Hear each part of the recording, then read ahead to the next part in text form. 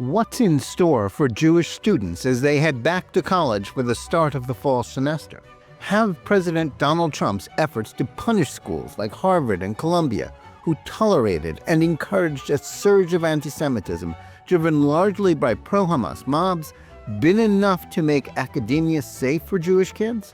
Or is the rising tide of Jew hatred sweeping across the globe, fueled by blood libels mainstreamed by the media, creating a situation where the encampments and the hostile environments for Jews in academia are going to be just as bad, if not worse, in the coming year? Is the war that Trump is fighting against the imposition of the woke DEI catechism being won, or are the progressives digging in and likely to survive his efforts to defeat him? Next, on Think Twice, we take a deep dive into the fight against woke antisemitism and whether the administration's efforts to rescue the education system from the anti-Western and anti-Semitic left can succeed.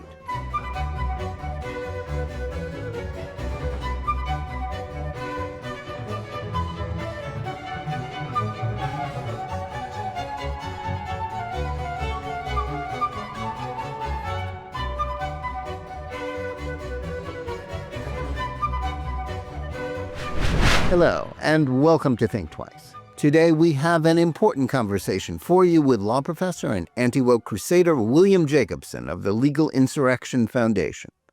But before we start today's program, I want to remind you, as always, that in addition to Think Twice, there is a Jonathan Tobin daily podcast where I share more news and analysis with you about the most significant issues we're facing today.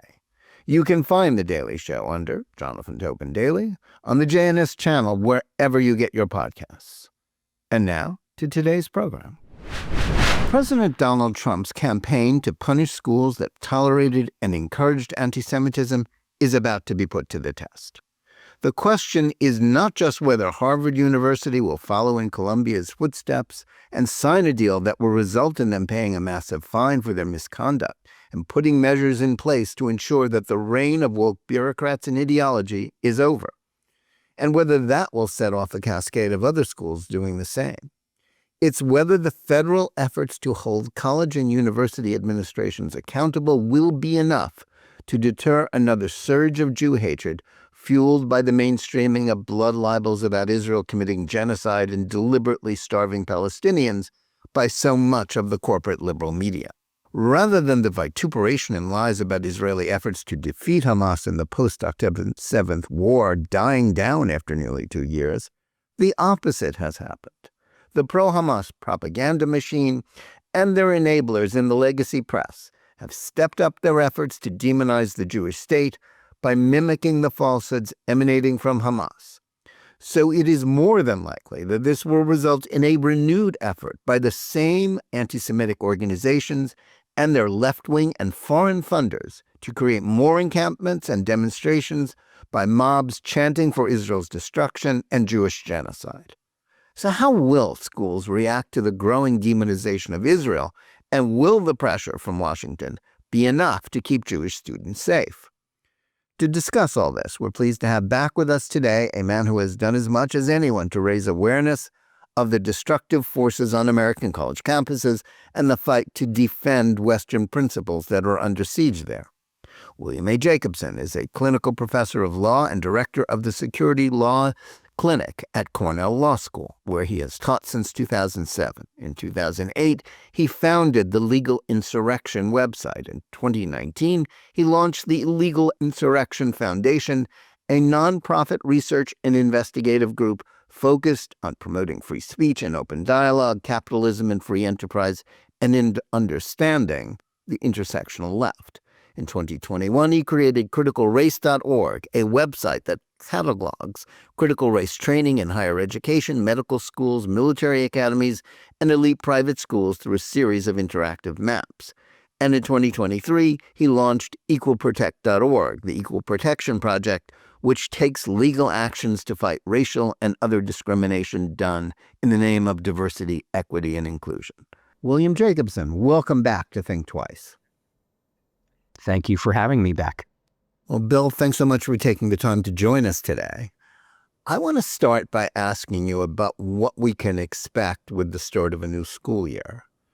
Two immovable forces seem about to collide: the enormous pressure being put on academic institutions by the Trump administration to cease their enabling of anti-Semitism, something that is largely driven by their embrace, on part of the schools, of the woke DEI catechism, with the threats of losing federal funding by Trump. That's coming up against the likelihood that the blood libels about Israel committing genocide and deliberately starving Palestinians that have become conventional wisdom in the mainstream media. What do you think is going to happen? I mean, for a while there in the spring, it looked like, the schools were in retreat, but there's got to be more pressure, coming from the left and from the anti-Israel left on campuses to start it all over again. Yeah, well, what I'm seeing is I think it's going to be a very hot fall. I think last year in the spring, a lot of these student groups and outside activists, and we should make clear, a lot of what's happening on the campuses are outside activists as well, were a little bit in retreat, a little bit not sure what to do. I know at Cornell, the fact that some students got suspended had a huge impact in tamping down on the aggressiveness of it, particularly one where they disrupted a career event and forced it to almost shut down. And many students were suspended. I think a couple of them had minimal criminal charges for pushing past the police. But that seemed to be the exception. It seemed like things were calming down.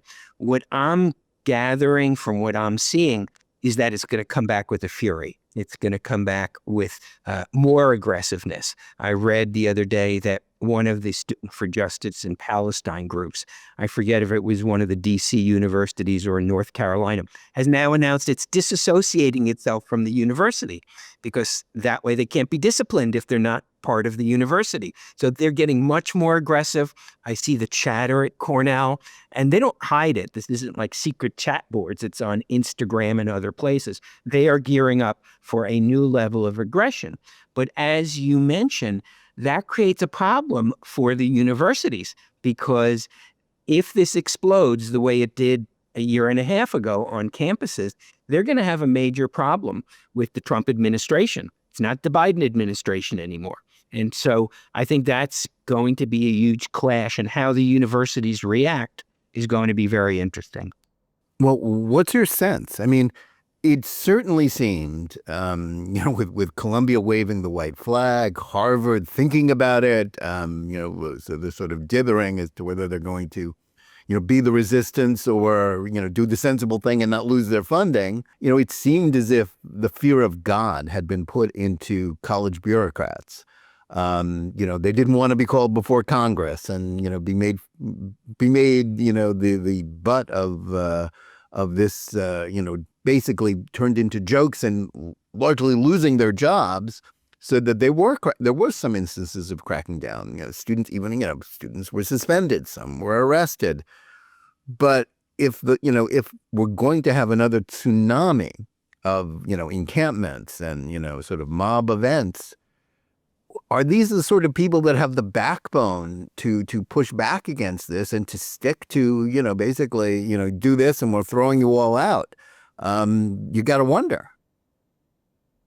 Well, I think whether they have the backbone or not, they're going to be forced to act, and they're going to be forced to, employ equal treatment. I mean, that's what I've always said, is these protesters don't want equal treatment. They want special treatment. They want to be able to disrupt the library. They want to set up blockades. They want to do things that nobody else is allowed to do. So I think the administrations are going to have a problem.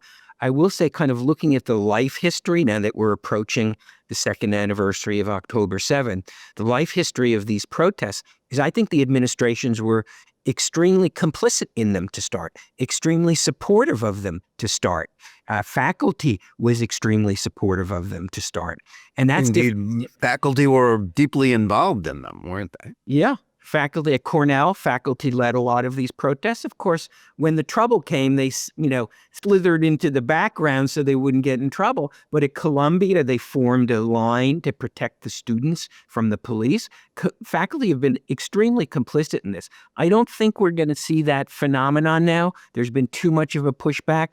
There's been, too much of a crackdown. So I'm not sure how this is going to play out, other than I think the students are going to become even more unhinged. It's part of the popular culture now. The false claims of genocide, false claims of famine, fed by the UN, fed by the mainstream media, the pictures of infants with severe congenital defects being presented as starving due to famine. All of these things have contributed. And when you point that out, you're accused of being the equivalent of a Holocaust denier. That's right. You point it out and you provide the medical records and you provide the evidence, and they accuse you of being a denier.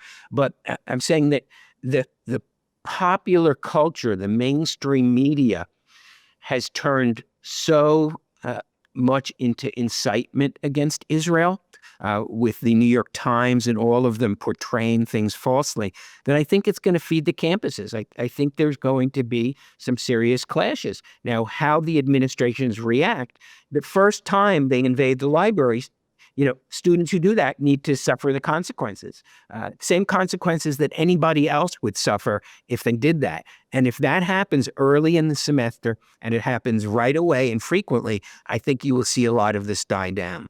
But what you may also see is sporadic incidences of extreme violence. I would not be surprised at all, because you see it in the streets of New York City right now.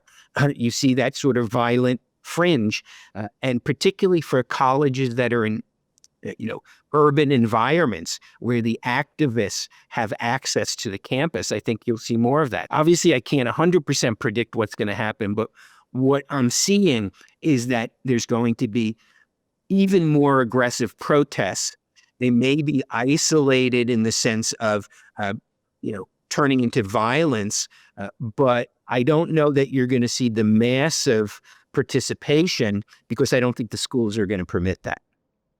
Interesting. Well, I have always believed and have written that if you're going to be advocating for violence elsewhere, sooner or later, you're going to start advocating it and maybe even practicing it at home.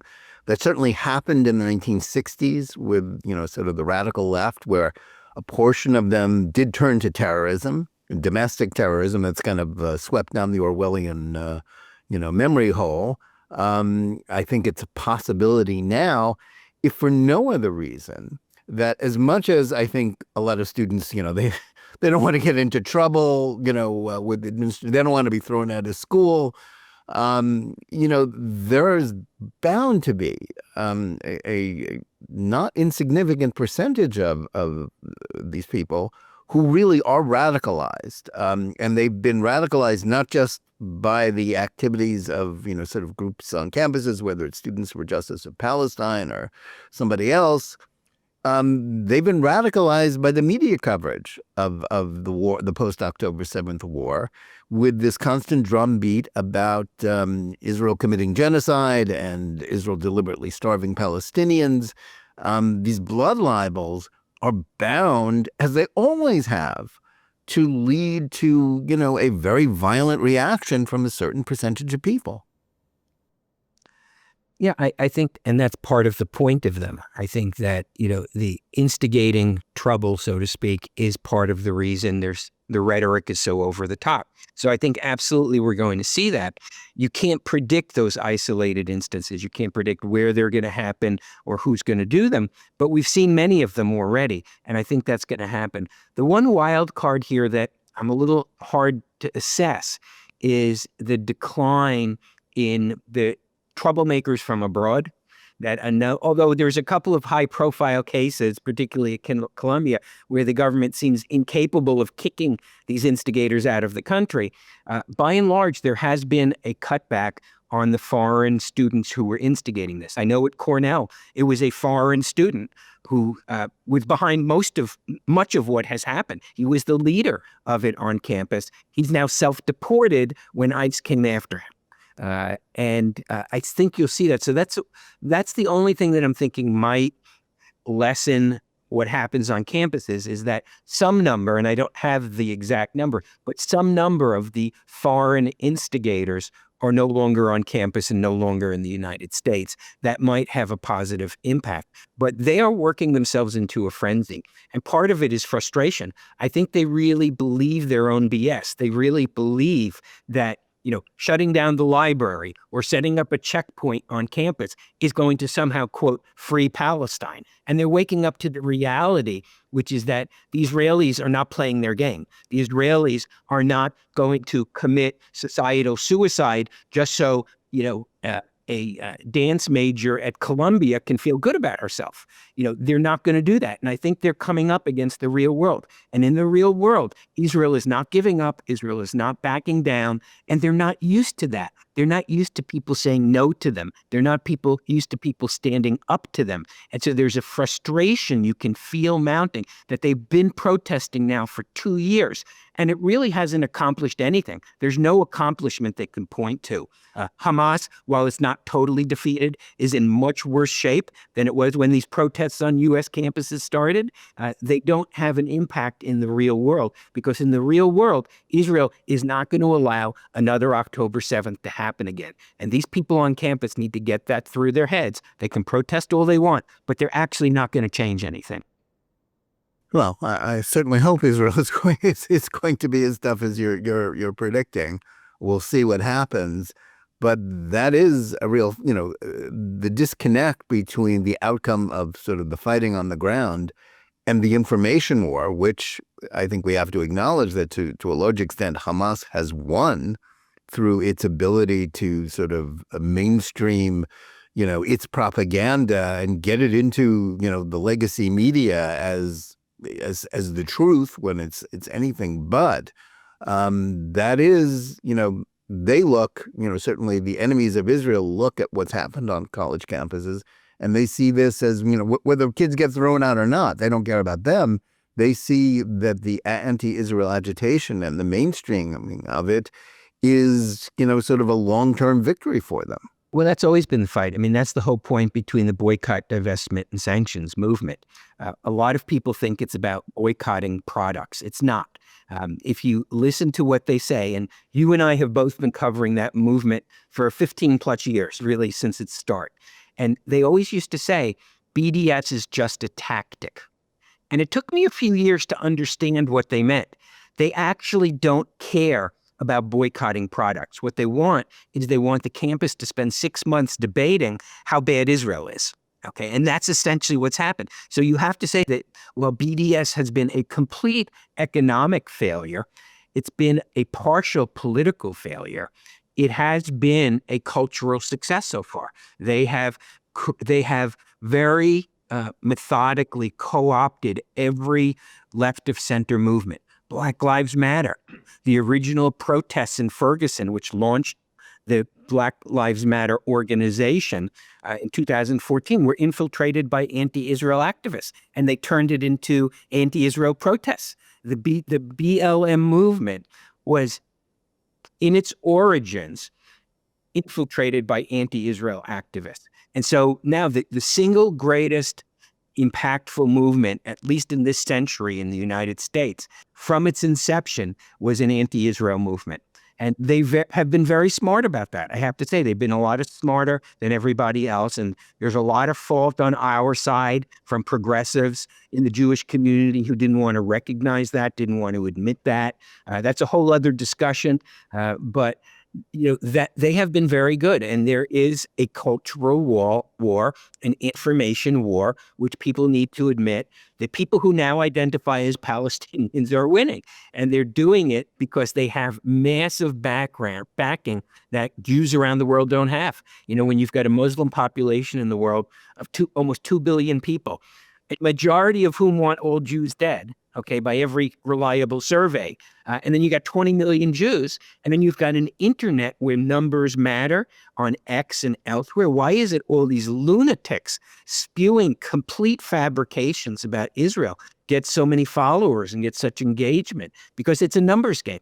And unfortunately, the people who distort the truth, the people who lie about Israel have numbers. So it's a new challenge that we're facing. And it is, of course, playing itself out on the campuses because the kids get their news from TikTok and to a lesser extent, Instagram and whoever knows whatever other app they're using now. They don't get it from Facebook because kids are not on Facebook. That's something I've learned. Facebook is really a Gen X and boomer sort of thing. But, the other apps and the other platforms are much younger people, and they're getting fed a constant stream of lies, a constant stream of propaganda that they believe to be true. So it's a major problem, and it's definitely impacting the campuses.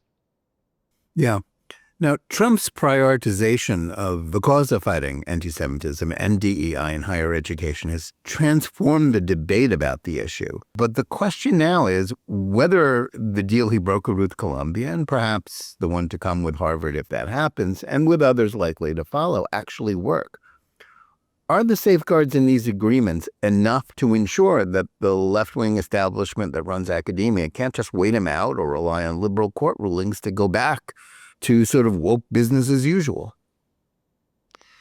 Well, I think that what is happening, as you indicate, is they're waiting Trump out. They assume this is going to be, a one-term president, and they assume that Democrats will take over the White House again and the House, and that everything will be back to the pre-existing normal. And I can't say that they're wrong. And I've been preaching really since day one of this administration is that if the push against DEI and the push against anti-Semitism on campuses is just a 2 to 3 year phenomenon, it will come roaring back at the end of that. And so what I'm looking for with the agreements the administration is striking, and I think Columbia was a good agreement, but it fell short of permanency. It's a 3-year agreement. What happens after that? It fell short of making some of the structural changes that might be permanent, such as in hiring and things like that. They left the issue of faculty hiring out of the agreement. In fact, the agreement says it's not part of the agreement. But unless you change the faculty, unless you introduce some more balance, unless you make the faculties look like America, we always hear that Harvard and Cornell and the rest of the academia says, we need things to look like America. None of these schools look like America in their faculties. At Harvard, according to the Harvard Crimson, only 3% of the faculty identify as conservative or very conservative, compared to 37 or 38% in other surveys of the general population. 75 to 80% identify as liberal or very liberal, compared to about 27, 28%. I think that's Gallup polling or another reputable organization. So, and nothing that I saw in the Columbia Agreement changes the trajectory of the faculty. And unless you change the faculty, nothing will change. They're just hanging on.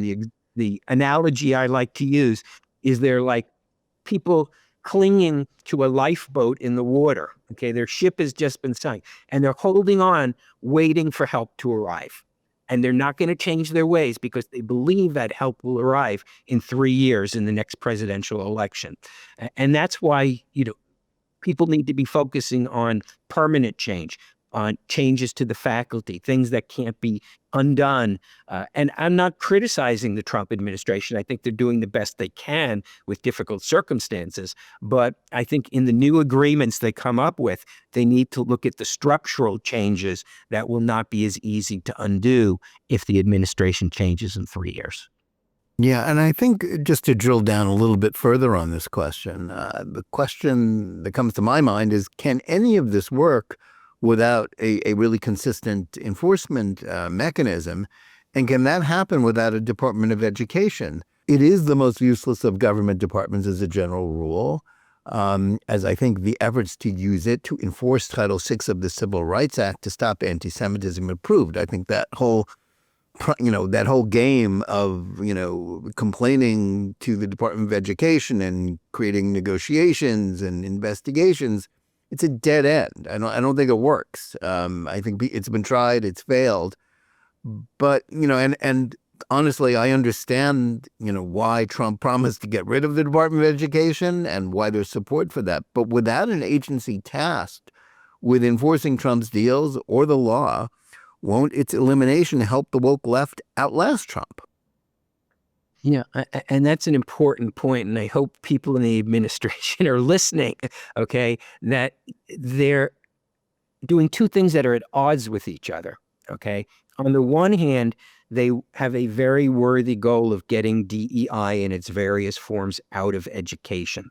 But at the same time, they are eliminating the sub-agency, Office for Civil Rights. They've severely clamped down on staffing there, which is really the only agency in government that was doing something. Wasn't perfect, but as you know, I run what's called the Equal Protection Project, which is equalprotect.org. We've challenged hundreds of programs through the Department of Education OCR office. And we've had fairly good success. Even under Biden, they were relatively straight shooters. I wouldn't say they were straight shooters, but they were relatively serious about it. They lost half their staff in the middle of March. In the middle of March, Office for Civil Rights lost literally half their staff. And the people who are there now are very well-intentioned. They just don't have the personnel. So on the one hand, Trump is signing executive orders to get DEI out of education. On the other hand, they've reduced the staffing at the one sub-agency that was actually equipped to do that. And I hope, and there's a lot of rumors, and I have no inside knowledge, that if they do away with the Department of Education, that Office for Civil Rights function will find another home in the federal government, because they cannot get DEI out of education merely by the Department of Justice bringing lawsuits. That there aren't enough people there. You need to empower groups like mine and individuals to have a complaint mechanism, and you need to have a staff to handle that. So I would strongly urge the administration, depending what its plans are, to build up the OCR function, or if you're going to shut down the Department of Education, transfer it to another department. I'm not sure that's ideal, but that is a super important function. We have gotten real results. Hundreds of programs, discriminatory programs, have changed their eligibility standards because of what we did. Of course, you never know what's going on behind closed doors. There's no way to know that. But at least they're not advertising scholarships that restrict student participation based on race. So if you're listening, Trump administration, don't abandon the OCR function. It has been extremely effective. It could be even more effective under this new administration, but you need a mechanism to enforce your policies. Can it be folded into the Department of Justice? Because they're really related. The Civil Rights Division of the Department of Justice, obviously, that's the sword that the government has and can use and has in the past used to promote, its agenda. Is that a possibility, or are they kind of apples and oranges? Well, I think there's probably two issues there. One's from a statutory point of view. What is the jurisdiction over education of the Department of Justice? My guess is, and I haven't looked at this specifically, is that they would have jurisdiction over it. It's still civil rights violations. I think this could be folded into the Department of Justice. Whether administratively that's a good thing or a bad thing, I don't know.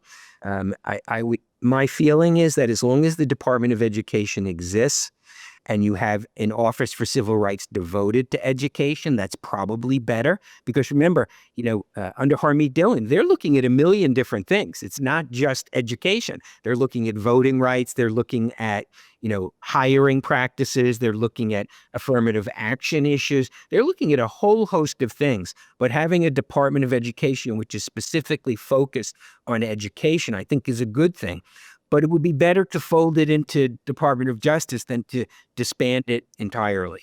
Or the Department of Interior, or the Department of, or HHS. I think the administration needs to look at this, because they are intent on shutting down the Department of Education. But whether they can do that in totality is a question without legislation. But they can still invest the resources in the enforcement mechanism, which is OCR, even while the rest of the department is shrinking. Now, my next question is something you've already alluded to, but how are the organizations that are promoting the campaign against Israel reacting to the Trump effort? What is up the sleeve of the Students for Justice in Palestine and all of the various Soros Foundation funded groups that have helped promote the anti-Israel surge. Where are they going with this? They have plenty of money. Some of it comes from abroad. We've heard about that. They're not going to take it lying down since they feel they've got the wind at their backs with the mainstreaming of all these blood libels against Israel. Are there new tactics? Or, we've already seen the encampments, the demonstrations, the library takeovers. There's only so far they can go with that. Is there something else that they're thinking of doing that you were aware of that could make it even tougher on Jewish kids going forward in the school year that's just beginning?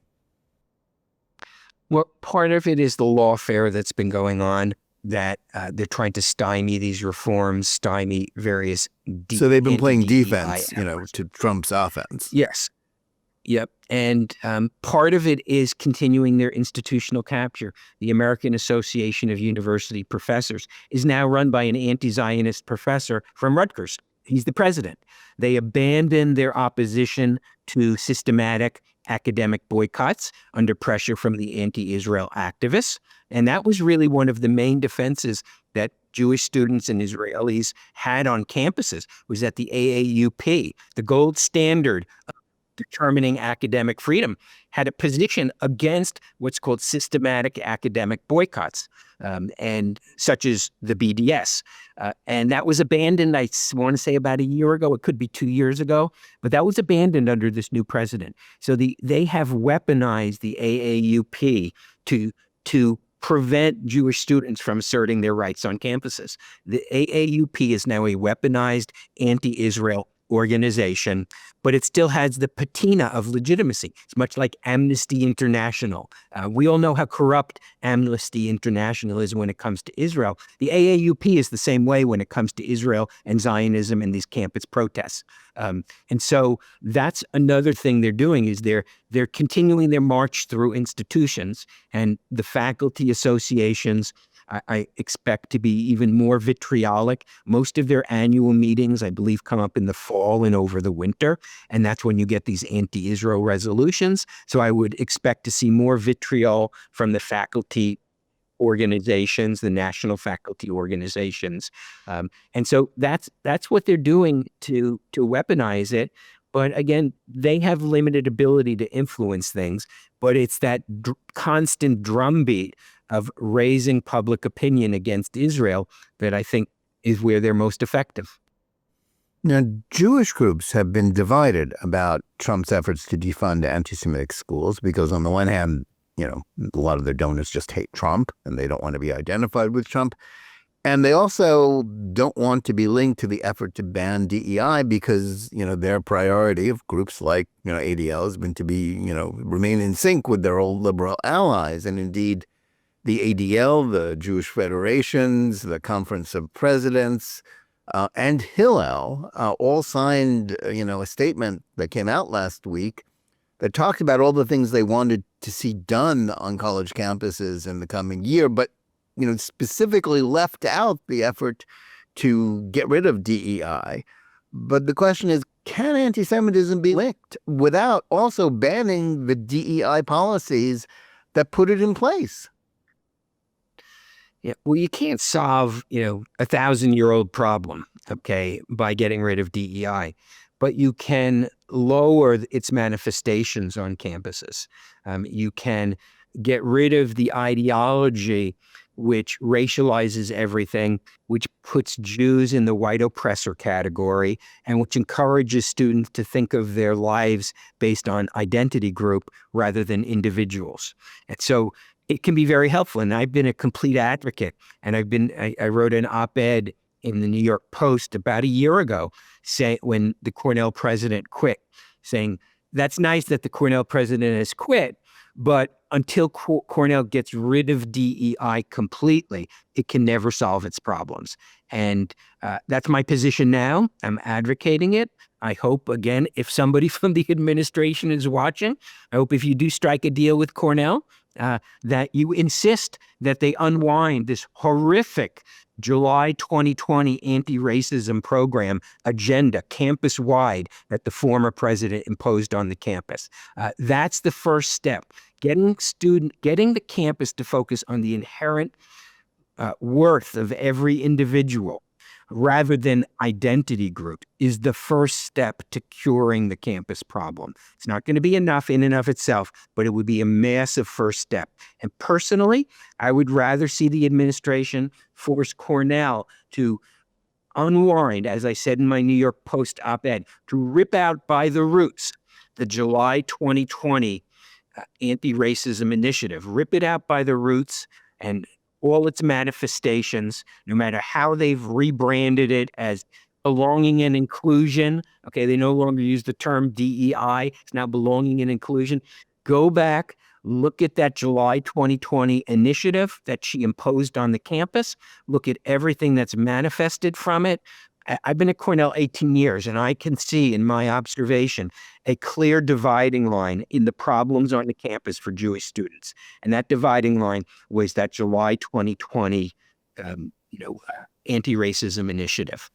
And it needs to be gotten rid of. I'd rather see Cornell do that than have to pay $100 million to the federal government, where it will just get lost in the federal largesse. If the federal government wants to do true structural change to Cornell, it needs to get rid of DEI, particularly the DEI programming that started in July of 2020. Now, I don't think the school will do it.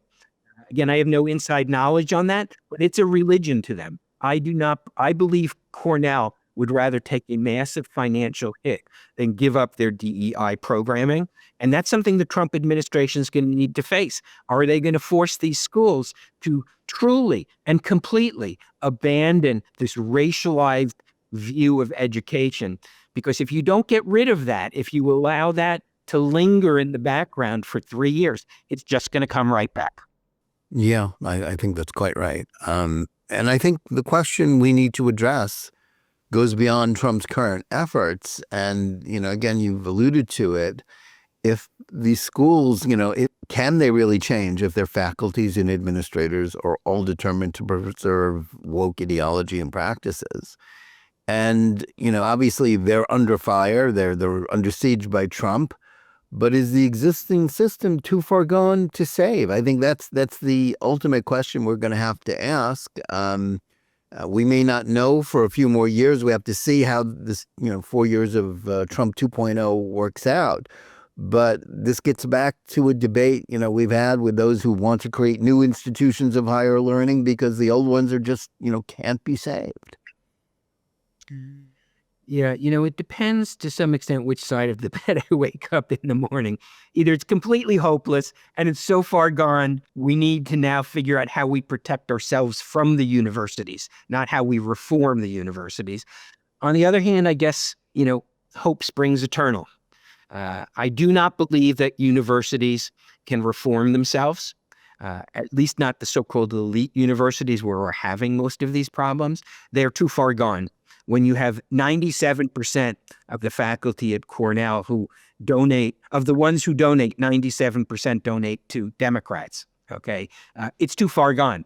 You cannot, for 20, 30 years, you cannot be hired in academia in the humanities and to a lesser extent, the social sciences if you're pro-Israel or identifiably conservative.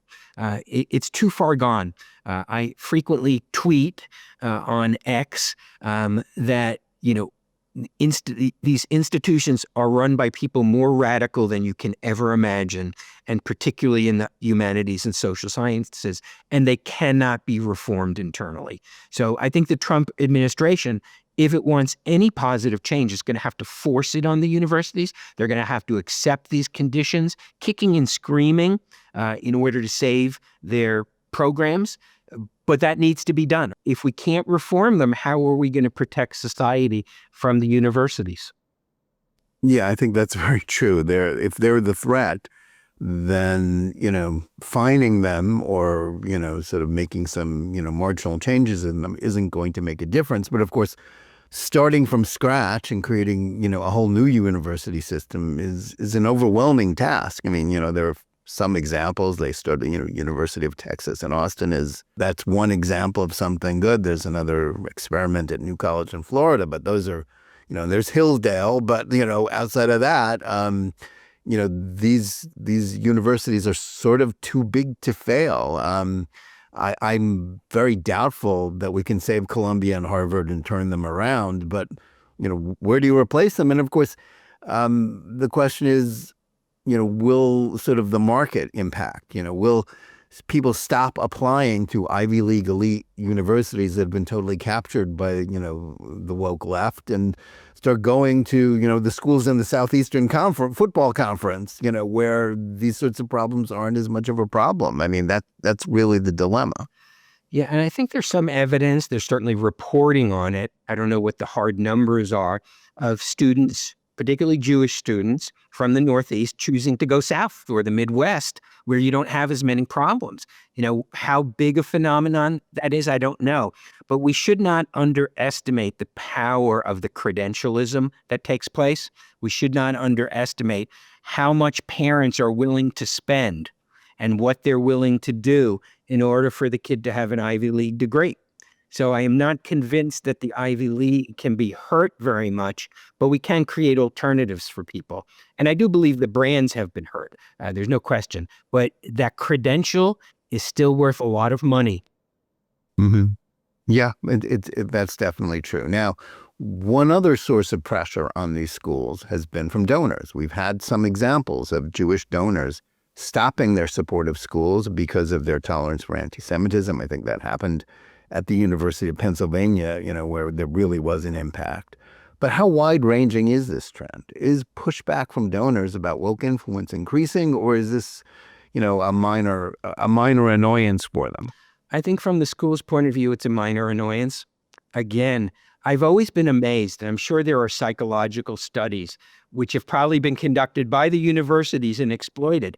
How is it that you go to a school for 3 or 4 years when you're, 19 years old, and the rest of your life is now devoted to being associated with that school and supporting that school? What is it that connection that they are able to make?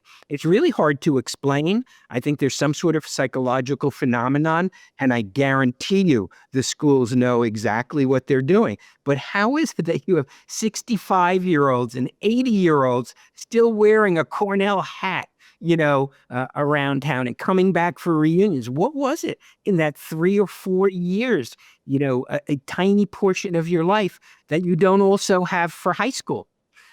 What is it? And I don't know that, but until that chain gets broken, I don't think the schools worry about it. For every, 7-figure donor who stops donating, there's another 7-figure lefty donor who steps up. I think Cornell, and I might be slightly wrong on the year, it was either 2023 or 2024, they had their best fundraising year ever. Okay. Interesting. So this is not impacting it. All the people, there may be some high profile people on the internet. I'm terminating my $10 million a year to Harvard. Yeah. Bill Ackman, isn't giving to Harvard anymore, but they do not. How many others are there? They do not care because there's another foreign or Middle Eastern or Chinese or lefty Soros type who's going to step right in. Now, the federal government funding is a lot harder to replace, okay? A lot harder because it's so enormous, hundreds of millions of dollars a year, if not more, at a place like Harvard. So that hurts the schools. But the loss of donors, I think the schools are laughing at it. I think behind closed doors, they couldn't give half a damn about it. Of course, they'd rather get the money than not get it, don't get me wrong, but they don't see it as an existential threat. And I think there's a lot of lobbying that goes on behind the scenes from development officers at major universities to major donors. I know, or I had reported to me, I've heard that some higher ups at Cornell went on a listening tour around the country to major donors. I think this was last year, maybe, when things were at the height of Cornell problems, that they they gathered conferences of major donors, and the provost and a few others would go to assure them that it's not as bad as the media is saying, et cetera. So these schools are very sophisticated. Nobody should misunderstand. These are major corporations whose business just so happens to be selling education. They wrap themselves in this flag of virtue, of this flag of, kindness, but they're not. They're just ruthless corporations like every other corporation who look out for their own self-interest, and their, marketing pitch is we're education, but they might as well be selling coal or electricity or something else. That's all they're about. And I think people don't realize that. They tend to think, in part because education has promoted it, that somehow they're better people because they run a higher education institution than the person who runs your local bank or the person who runs your local factory. That somehow the president of Cornell, and I'm speaking generically, not a specific person, that somehow the president of Cornell is more noble than the president of some big pharma pharmacy company. Okay, a big pharmacy company may save thousands of lives a year, but they're not Cornell. They're not educators. Okay, and it's a crock. So I think they view the donor issue at worst as a passing phase, and I'm not even sure they worry about it that much. Interesting. Well, I would say that, just want to say as an aside, your question about why do people have such loyalty to schools, I think in part because most people go to high school because that's where, the high school is where they grew up, unless they were sent to some private school. They choose a college. And, the schools hold on to them. Sort of if you're in the Big Ten and the SEC, it's with sports. And in the Ivy League, it's with credentialism and the school tie. So I think that's how that works. Now, Trump has put the role, and we've already alluded to this, put the role of foreign students in funding at the center of the debate. But specifically, how important is Qatar's influence on our education system? Qatar is the largest foreign donor to American education. And what progress has, if any, been made in curbing the ability of foreign actors to promote toxic ideology in American education, especially when, even in the Trump administration, which has been so strong against anti-Semitism, they're also so soft on Qatar? Qatar's a problem that nobody in the American political system seems to want to deal with. Okay, they fund think tanks. They fund a major international propaganda outlet called Al Jazeera. They manipulate our system. They created something called AJ Plus, Al Jazeera Plus, specifically targeting younger Americans with kind of woke, but very, sometimes not subtle, but very anti-Israel, anti-American sort of propaganda, but wrapped in a very sort of stylish way, a little less crude than some of the others, manipulating American youngsters. They know exactly what they're doing, okay?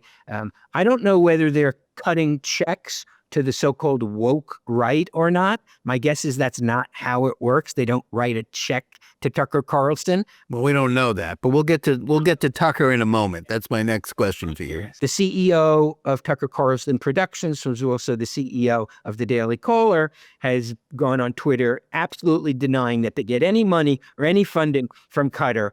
And that might be true, but having Qatar on your side in this world is very helpful at getting business deals.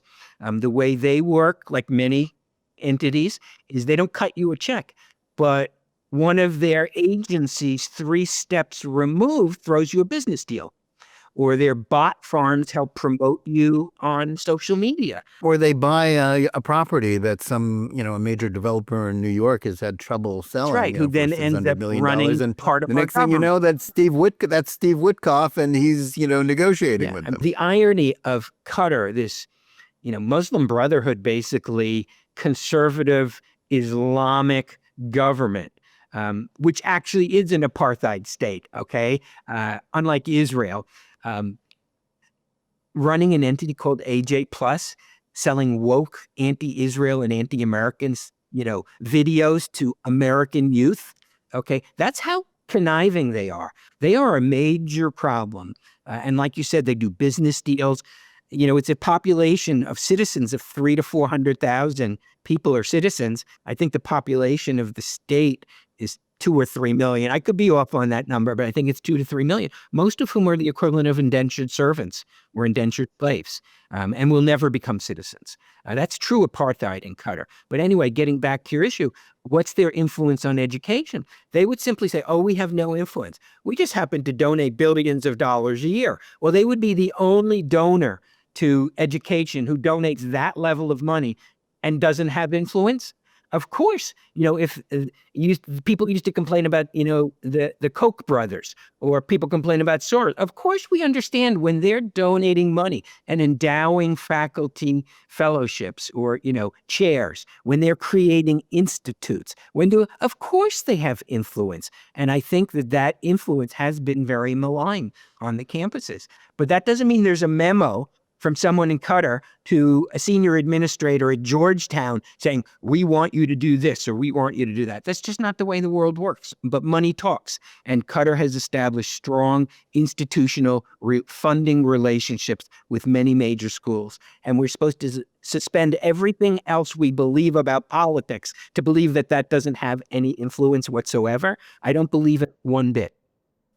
Yeah, I think you're absolutely right, and it's really a very toxic influence. But let's get to the thing we just alluded to, and it's another troubling element has been the rise of what, for lack of a better term, we've been calling the woke right, in which anti-Semitism has been promoted by conservatives and people on the far right, such as Tucker Carlson and Candace Owens. What impact are they having on college campuses? We think of them as sort of just an internet phenomenon and sort of the debate on the right, but are they influencing education in any way? Well, I think that's one thing that's going to be very interesting to see, because I would say this past 6 months is really when what's called the woke right has taken off. The vitriol, Tucker Carlson platforming and promoting Nazi historical revisionists, promoting priests, Palestinian priests and priests from the area, blaming the Jews for the depopulation of Christians in the Muslim world, when Israel is the one place Christians are doing well. A really noxious sort of obsession with Israel that a lot of people are noticing and mocking now. And that is having an impact on younger people in, let's call it the right, the conservative movement. Tucker Carlson spoke at Turning Point USA. Charlie Kirk has been generally very good on Israel-related issues. But he's still platforming not just Tucker Carlson, but other people who are really terrible. They get these speaking slots.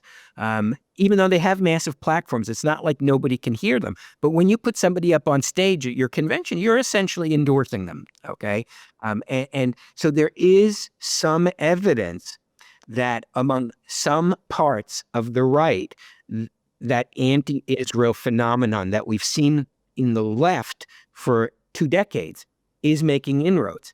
I don't know how you quantify it. They're puffing about it, saying there's no conservative student under 30 who doesn't hate Israel anymore. I don't believe that's true, but I do believe they have made inroads. And this is extremely, extremely strategic. And I would not be shocked if this is a Qatari move, that you look at the American landscape and how are you going to turn the United States, which really is all that stands between Israel and the abyss, as good as Israel is at defending itself, if it were to lose support from the U.S., it would be extremely difficult, That's something Israelis need to address moving forward, but it would be extremely difficult. And so they look at the U.S. landscape, and they've already got the Democrats. They've already got the left. They've spent the last 20 years cultivating the left, But the left has decreasing power in our society. They don't control any aspect of the federal government currently. And even on the left, kind of the, boomer Gen X generation left isn't as terrible as the younger, the AOC generation. So there's nothing more they can really do on the left. They have the left in the U.S., but they don't have the right.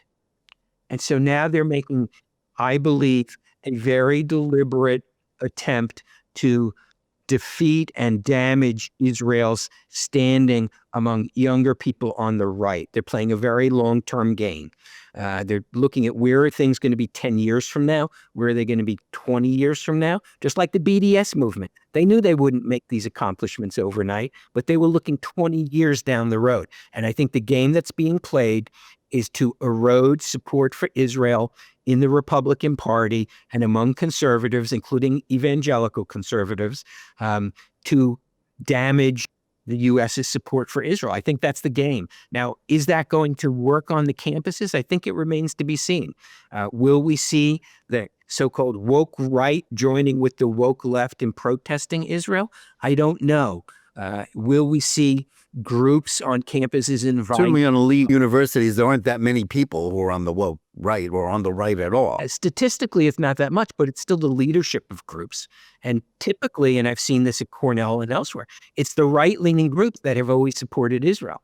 Doesn't mean they're Jewish, okay? And doesn't mean they're ideologically woke right or, pro-Nazi revisionism, okay? But that's where the support for Israel has always come on the campuses.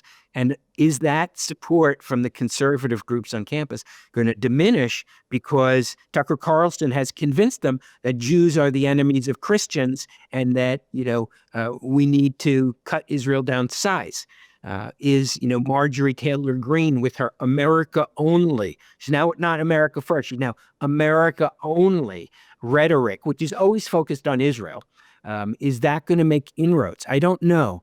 I think that's something I'm going to be watching this coming year, whether that's really is a social media platform issue or whether it's going to show up on the campuses. Yeah, I think that's something we need to monitor, and we can expect it to be felt throughout society, but on campuses in the coming year too.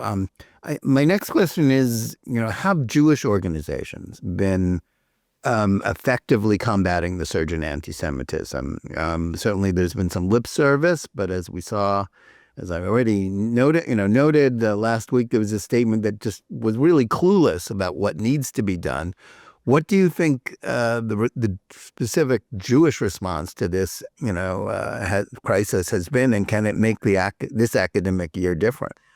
Well, the immediate reaction was really trying to put a Band-Aid on the wound. Okay, and a lot of the litigation that was commenced, things like that, are what I consider Band-Aids. And now Band-Aids are important. Okay, you need to stop the bleeding. Okay, so a lot of the efforts that have been taking place so far were aimed at stopping the bleeding as opposed to stopping the cause, addressing the underlying ideologies on campus. Yes, I think the lawsuits have had a prophylactic impact. I think they have scared administrations into action. They have spurred some action. It's all good. I'm not criticizing them, but it doesn't get to the problem. And the problem is not, frankly, just the library being disrupted or, someone's mezuzah being torn down, which I'm not minimizing that, but that's not really the problem. Is we have campuses which have adopted a decolonization narrative that leaves Jews as the perpetrators and as opposed to the victims. The white oppressors, yeah. The white oppressors.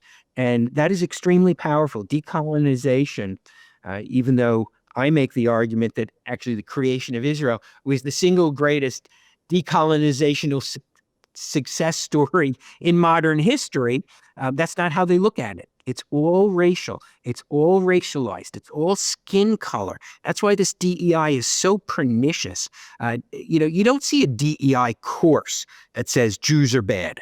Okay, but everything is focused on skin color. Everything focused on oppressor versus oppressed. And it has a huge impact. I mean, we brought public on our website a teacher from the Providence School District, this is now going back about 3 years, who saw how the change in the curriculum to a much more CRT-oriented curriculum turned the students against her. White teacher in a almost completely minority school district, the students started referring to her as America. You're America because you're white. We're not America. I mean, that's what it does. This is really poisonous stuff. If you wanted to destroy the United States from inside, what would you do differently than the left and now the Islamists and are doing to our educational system, which is pitting students against each other based on skin color and identity group. And that's what the Jewish community refuses to address the mainstream Jewish community. They are all in, with the left on these issues. And they think, I'm not sure what the right metaphor is, but there's metaphors about, being able to outrun the bear. The issue isn't how fast you can run, it's how fast the person next to you can run as to who the bear is going to get. And that's really the attitude they seem to have. And I know I've mangled that metaphor completely, but I think you know what I'm talking about. They seem to view it as long as we make nice and as long as they don't call us names, everything's going to get better. Well, no, it's not. You know why? Because they're attacking Orthodox Jews. They're attacking Jews from Israel. They're attacking anyone who's a Zionist Jew. They're attacking everybody except for you, the nice, liberal, mainstream Jewish organization. Well, they're coming for you also. And you really think you're going to be the last group standing? And that's that seems to be the attitude they have. If we make nice, they will change what they're doing, and they won't.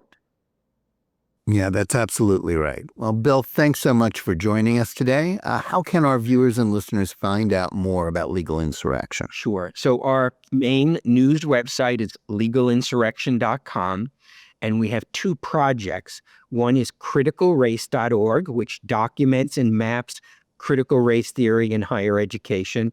And we also have the Equal Protection Project, which is equalprotect.org, which brings legal challenges against discrimination done in the name of diversity, equity, and inclusion. We filed over 100 cases covering over 500 programs, and we've had a pretty good success rate. Thanks for all your efforts, and we also want to thank our audience. Please remember to read JNS at jns.org, subscribe to our newsletters, and also to tune in every day for Jonathan Tobin Daily Edition, which is available on all of the audio podcast platforms. And whether you're listening to us on one of those various podcast platforms, watching us live on Facebook or X, or on the JNS YouTube channel, please like and or subscribe to JNS. Click on the bell for notifications and give us good reviews. Please write to us at thinktwice@jns.org and let us know where you listen or watch the show and what you think about it. And remember, keep reading and thinking for yourself, and we'll see you again next week.